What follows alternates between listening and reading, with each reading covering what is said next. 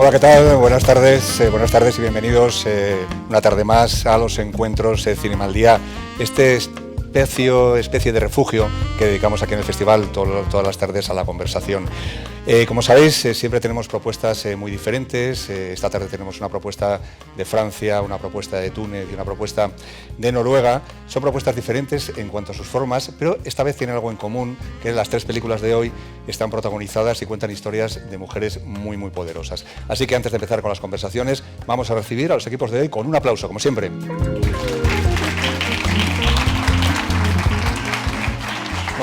Bonsoir. ¿Qué tal? Bueno, nuestro primer invitado se llama Damien Manivel, llega de Francia y presenta esta tarde, va a presentar, si tu veux, tu peux savoir la traducción en francés. Él va a presentar la película en Zabaltegui, esta tarde una película que se titula Les enfants d'Isadora, los hijos, las hijas de Isadora. Es una película que parte del trabajo de la bailarina y coreógrafa Isadora Duncan y que la reinterpreta. Damián, usted se ha dedicado a la danza antes que al cine. ¿De dónde parte esta historia, que parte de un hecho muy concreto de la biografía de Isadora Duncan? Alors, voilà, comme vous dites, moi j'ai fait beaucoup de danse donc avant de faire du cinéma. Et depuis que j'ai commencé à faire du cinéma, j'ai toujours eu envie de faire un film sur la danse, qui parle de danse. Mais c'est jamais simple de parler d'un sujet dont on est très proche. Du coup, ça m'a pris un peu de temps et j'ai découvert un peu par hasard, un jour en faisant une improvisation avec une danseuse, en faisant travailler une danseuse. Cette danseuse a fait un geste très très lent. Il y avait une amie chorégraphe qui était présente et qui m'a dit « Tiens, ce geste-là, ça me fait penser à la pièce de danse, du solo de danse qui s'appelle La Mer de Isadora Duncan. » Donc j'ai dit à mon amie « C'est quoi ce solo ?» Et elle m'a raconté donc que Isadora Duncan avait écrit ce solo, donc La Mer, après la mort de ses deux enfants. Et donc c'est vraiment une danse très émouvante qui raconte voilà, la traversée d'une mère qui dit adieu à ses enfants. Donc à partir du moment où j'ai découvert cette danse, qui a 100 ans, j'ai eu envie d'en faire un film. Donc un peu comme on adapterait une nouvelle pour faire un long métrage. Moi je suis parti vraiment d'un solo de danse et j'ai écrit une histoire à partir de ça. Avec la question de, notamment, comment des gestes qui ont 100 ans, des gestes très intenses, très émouvants, peuvent aujourd'hui, donc 100 ans après, exister, et notamment dans le corps et dans la vie de 4 femmes. Voilà, donc on suit 4 femmes qui vont danser ce solo. Ahora seguimos hablando del solo y de las 4 mujeres, 4 personajes que protagonizan la película, pero antes vamos a ponerle imágenes, vamos a ver un adelanto de la película que se presenta esta tarde, como digo, en Zabaltegui.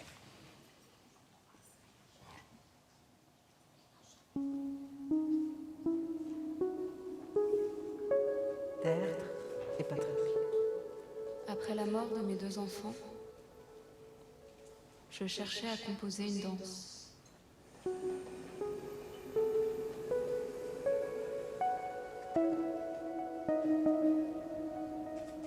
Mais je ne trouvais plus le courage de faire le moindre geste.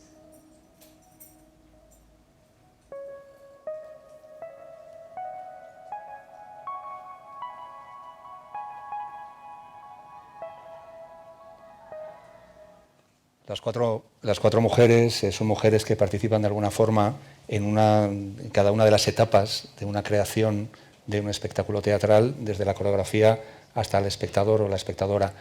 ¿Usted puso en marcha este espectáculo teatral? Es decir, supongo que aquí se mezcla ficción y documental, ficción y no ficción, y que de alguna manera usted creó una ficción, o sea, digamos que puso en marcha una historia real para que alrededor de esta historia real sucedieran todas estas historias más personales, ¿no?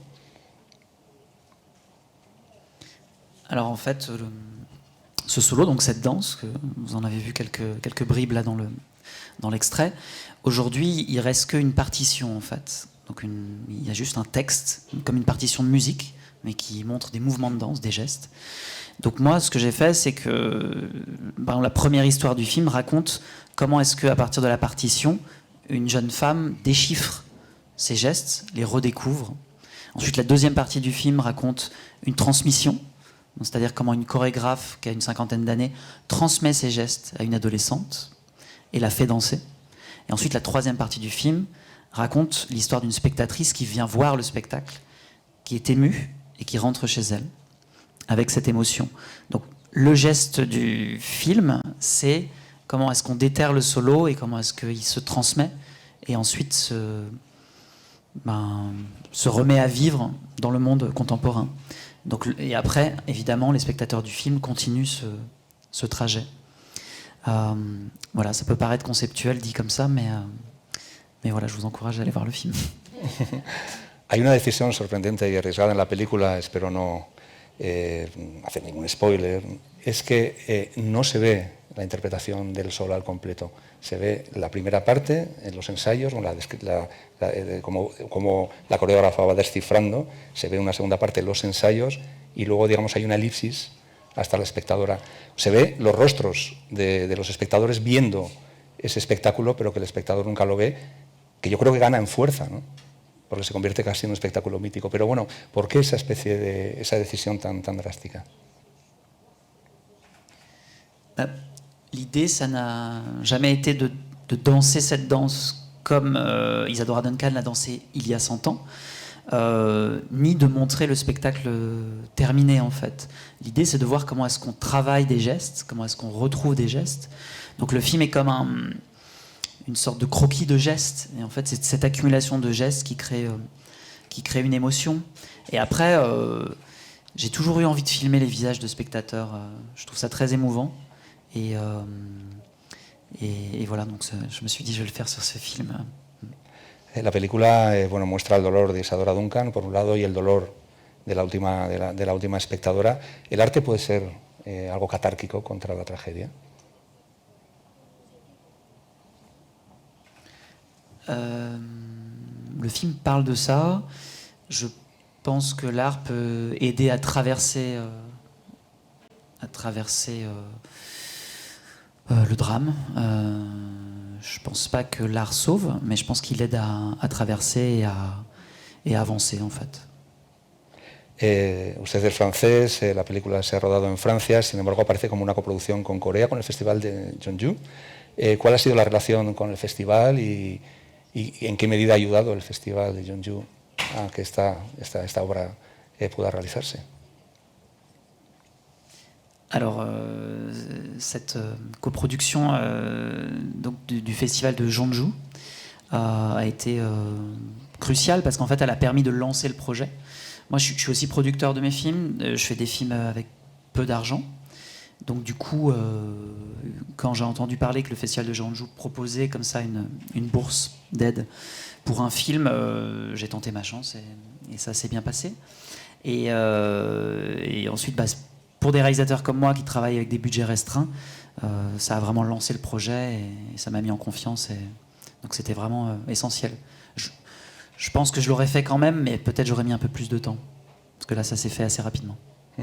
Muchas veces hablamos casi siempre después de que hayamos visto las películas. En este caso, esta conversación sirve de aperitivo, puesto que, como decía al principio, la película se presenta esta tarde en Tabacalera.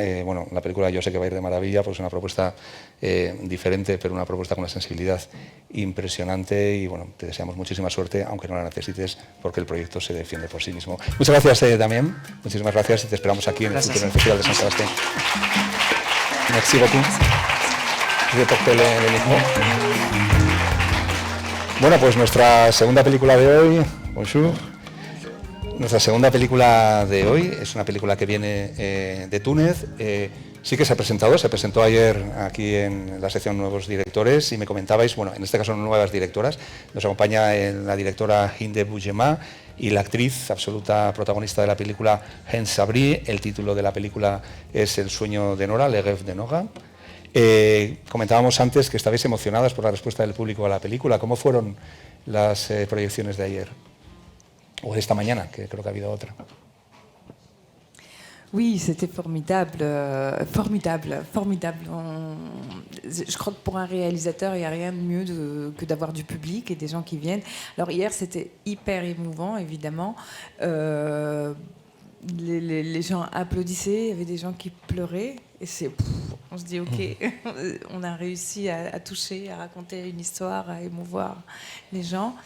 Et puis, alors, ce matin, c'était surprenant parce que j'ai dit, alors, un public, la projection était très tôt, à 9h30.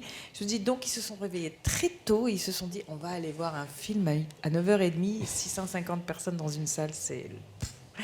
Là, je me suis dit, ok, on est vraiment avec des cinéphiles, et c'était une merveille. Ce matin, c'était une merveille aussi. Vraiment beaucoup d'émotions positives, c'était fantastique.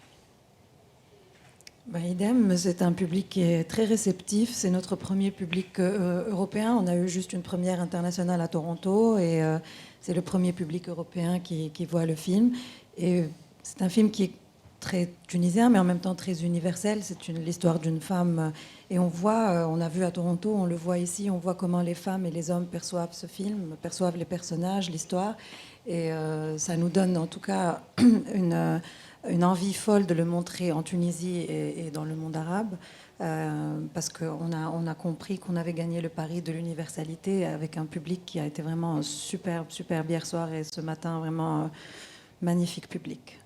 Bueno, pues la película es una película muy reivindicativa, una película muy emocionante al mismo tiempo. Cuenta la historia de Nora, una mujer cuyo marido está en la cárcel. Ella quiere rehacer su vida con un nuevo amante, con una nueva pareja, y las leyes se lo impiden.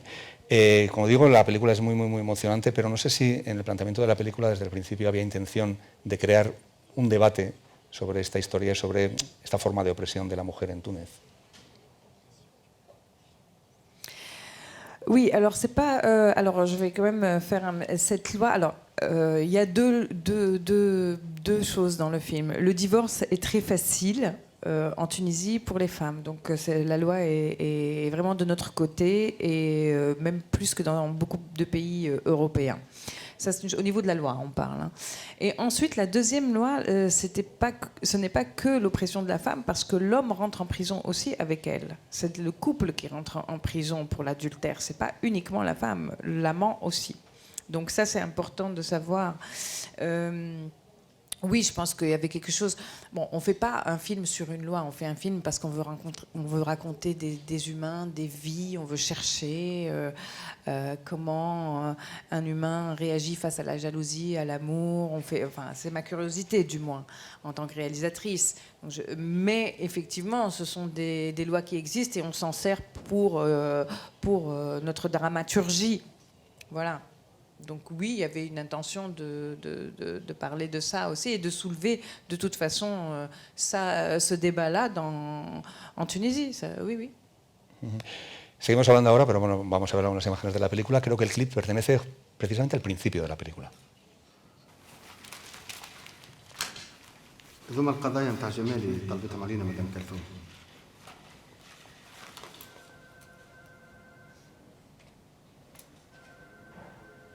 يا خرج ما حبس هذا سرقة زدلة تحيب شو قعدك معاه؟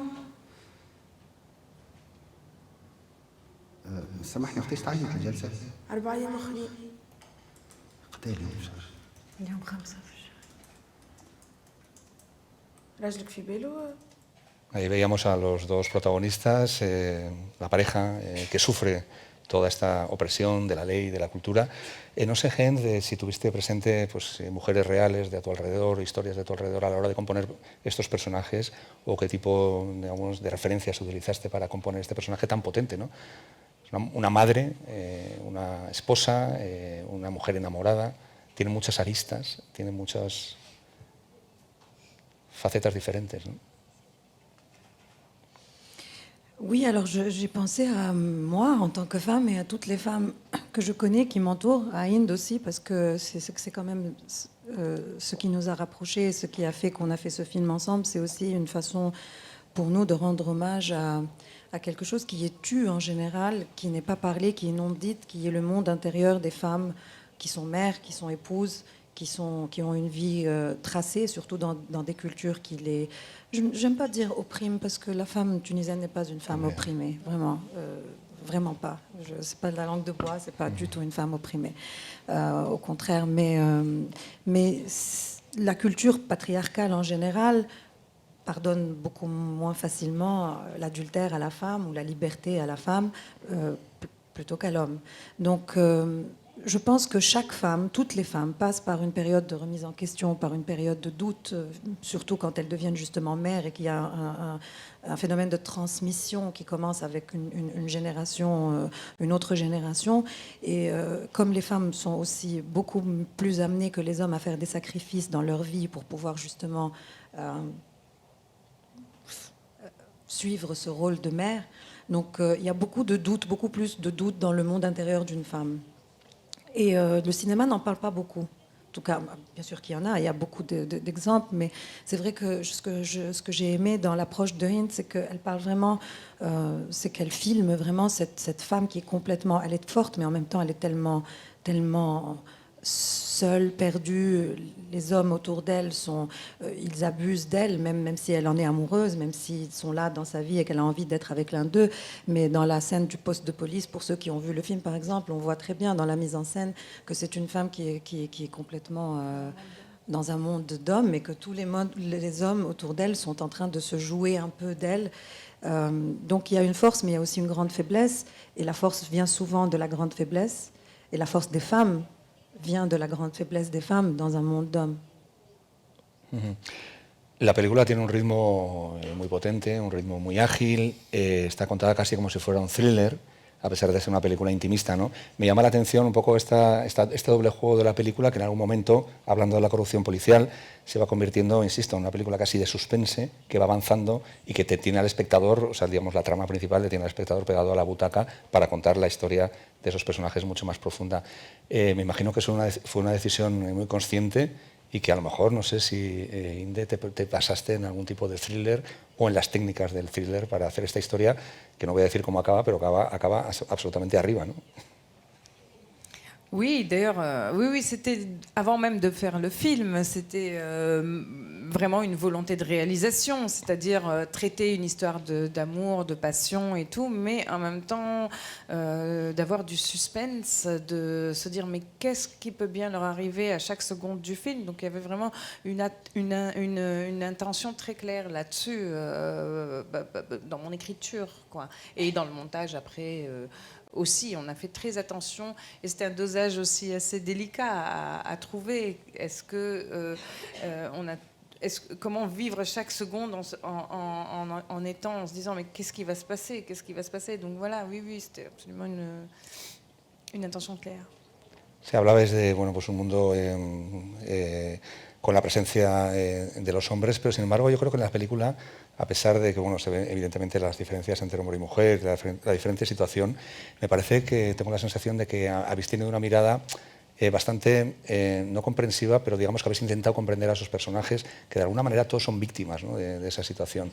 A mí lo que me gusta bastante de la película, me gusta mucho que no es muy maniquea. Digamos, los hombres al final son víctimas y tengo la sensación, o al menos yo me sentí reconocido, en la forma en la que ahora en el mundo entero, y me imagino que también en Túnez, se tiene que replantear la masculinidad, ¿no? Oui, absolument. D'ailleurs, mes rôles masculins, enfin les deux personnages masculins sont extrêmement importants. Bon, déjà par rapport, je pense que ce qui est important quand on crée un personnage et quand on écrit un personnage, c'est de rester, en tout cas pour moi, très proche de ce que nous, fondamentalement, sommes en tant qu'être humain.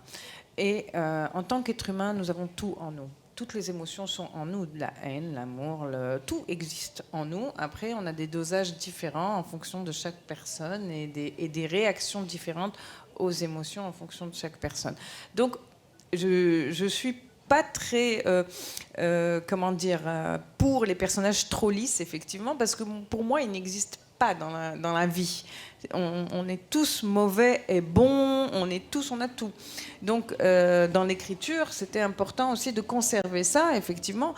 Et puis oui, tout le monde est prisonnier et tout le monde aime dans ce film, d'une manière différente. Mais le mari aime aussi, il la dénoncera pas. Il peut à n'importe quel moment dire la dénoncer pour de bon, vu qu'il y a de la corruption avec la police, donc il peut à n'importe quel moment la faire valser en prison. Mais pourtant, non. il va pas le faire. Et l'amant est amoureux comme un adolescent, elle est amoureuse, elle a besoin de cette fraîcheur, et en fait, voilà, tout le monde est un petit peu piégé effectivement par la situation, par le système, par le système aussi de la police, quoi, forcément. Pues muchísimas gracias por traernos esta propuesta, Merci. que insisto, es una propuesta intimista, pero a la vez con una trama casi policíaca muy, muy potente. Se presenta en nuevos directores o nuevas directoras. Muchísimas gracias a las dos por estar aquí. Sí. Sí.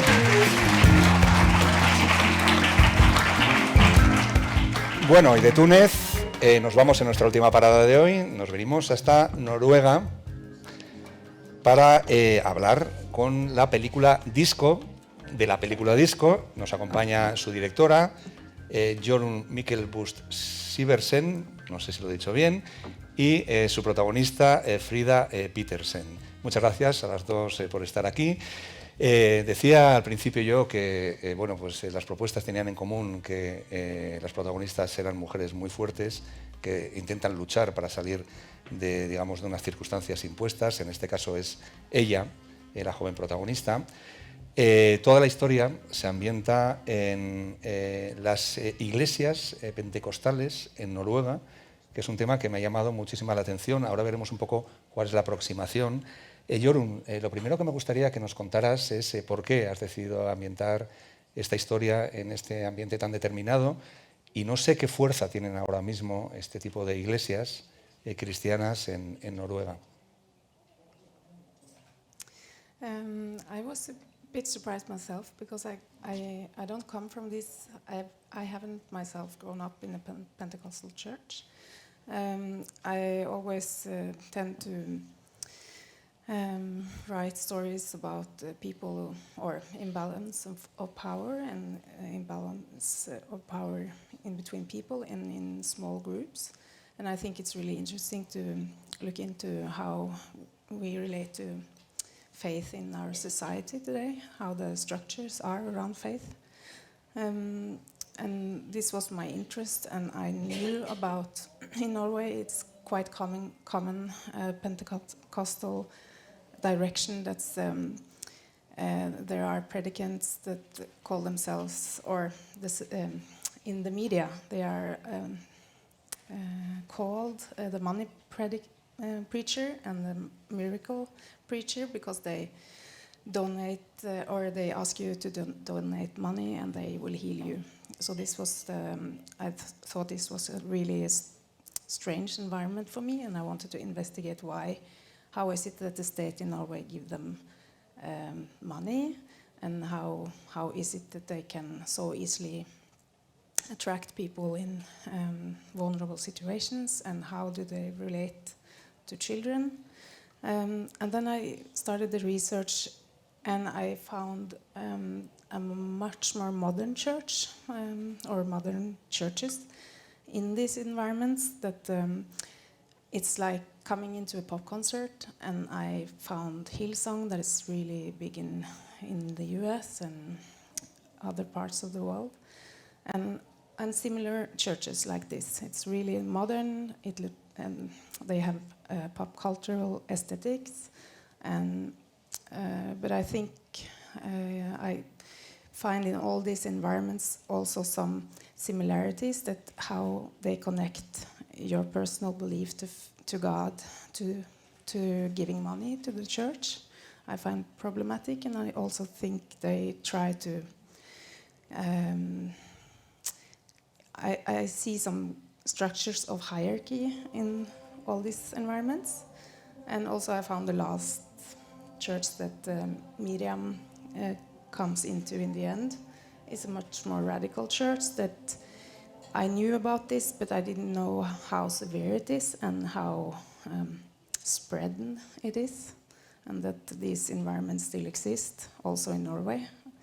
Yeah, it was a long answer. Bueno, como decía ella, son iglesias pentecostales, pero que tienen como un acercamiento a los jóvenes muy pop. Lo vamos a ver en las imágenes de la película.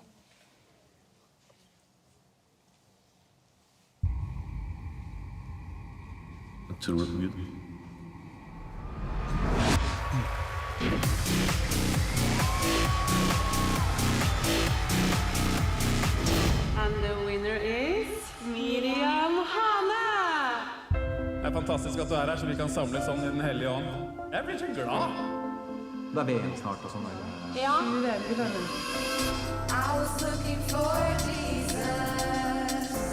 har fått alle kortene. Du må spille det riktig, da. Han har noe helt egen planlagt for deg. Bueno, una estética muy moderna. Además, se da la circunstancia de que la protagonista, Frida, el personaje, es campeona de baile disco. Hablábamos antes de Isadora Duncan, vamos a hablar ahora de danza, pero danza disco. ¿Cómo fue la preparación de este personaje? Por un lado, la preparación de, digamos, la faceta más religiosa del personaje y también la preparación más física del personaje. I think these stopped working So right now. Oh, So I can. there. No, I can. Yes, it's working.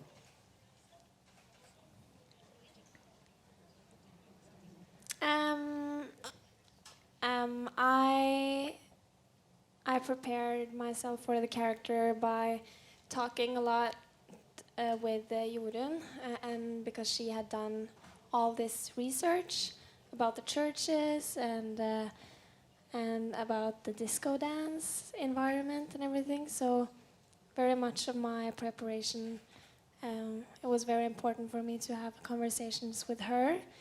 And also I got to talk to, or after I got the part, I started going to different churches in Oslo.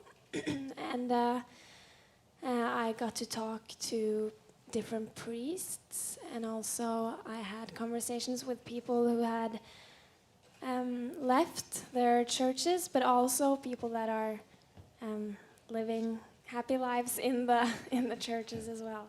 So and that helped me a lot because I didn't know about all of these stories, and as Jorunn said, it's real events. It's based on true events. So yeah, and then with the dancing, I had to train, or is that the word, exercise? So I started that also like a week after I got the part. So I trained with my coach, or my dance teacher, who's also the dance teacher in the film, and he's a real world champion disco dancer. So yeah, it was fun and interesting. Esta decisión de mezclar las iglesias pentecostales con la música disco, ¿en qué momento se te ocurrió? ¿Y en algún momento tuviste miedo de que no pudieran encajar las dos líneas narrativas?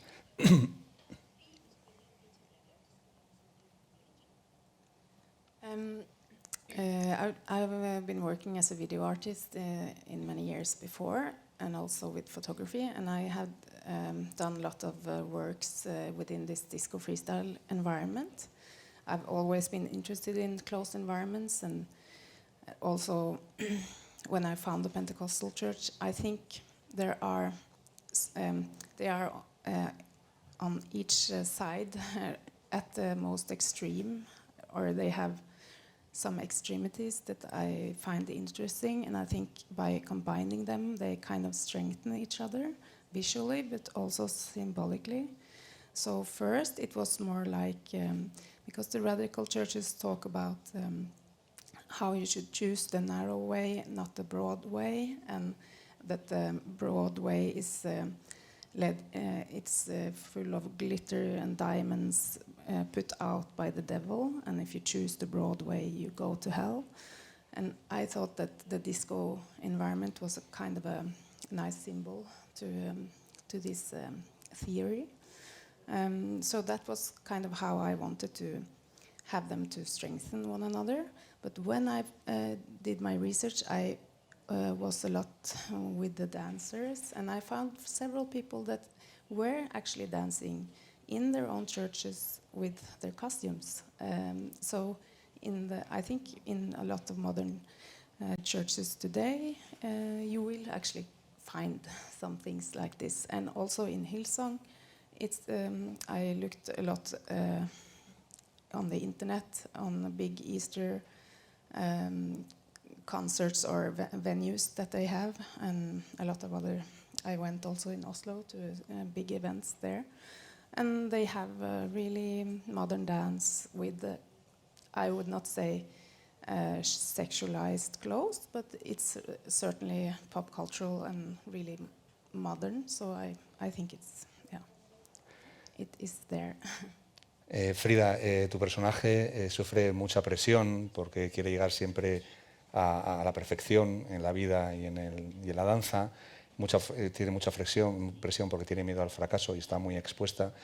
Tú en Noruega eres una gran estrella gracias a la serie Skam.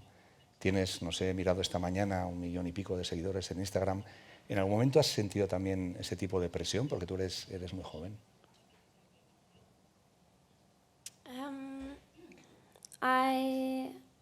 Like everything happened very fast. Like I feel like I suddenly got many followers, but I don't feel that much of a pressure on the social media thing. But I think Miriam, the character, is a perfect kind of picture of my generation.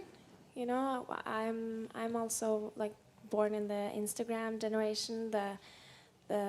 It's a lot talk about our of my generation feeling very much pressure and feel the need to be perfect in school and our looks and everything more than ever. Like there's a lot about that now, and I feel like that is of course something I've felt when I was younger, especially like you want to be perfect and you want to do good, but I feel like with Miriam it's also, you know, from everywhere, and then on top of everyone, or on top of feeling the pressure from all sides, you also add God into the picture, so then I think it gets a bit much. Sí, pues tener a Dios como seguidor en Instagram es complicado.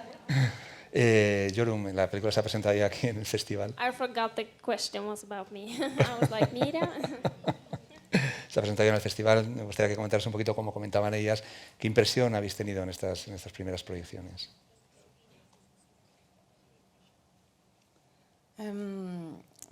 Yeah, I just thought it was a really wonderful atmosphere.